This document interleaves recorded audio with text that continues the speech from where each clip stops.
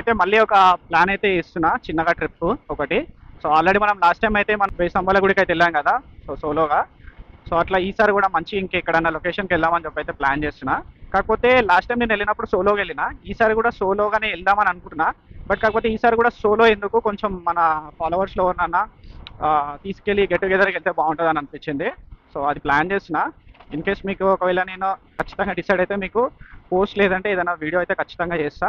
So ఆ వీడియోకి మీరు ఒకవేళ అందులో మాక్సిమం వచ్చే వాళ్ళు ఎస్ అని కామెంట్ పెడితే ఖచ్చితంగా అయితే అందరం గెట్ టుగెదర్గా అయితే వెళ్ళొచ్చు. సో ఇంకా నేను ఇంకా డిసైడ్ కాలేదు, డిసైడ్ అయితే మీకు కన్ఫర్మ్ చేస్తాను. సబ్స్క్రైబ్ అయితే చేసుకోండి. సో ఆల్మోస్ట్ ఇప్పుడు ఈ నెక్స్ట్ వీక్ లేదంటే ఒక 10 డేస్లో పెట్టేస్తాను అనుకోండి, ఖచ్చితంగా ప్లాన్ అనమాట డిసైడ్ అయిపోతుంది.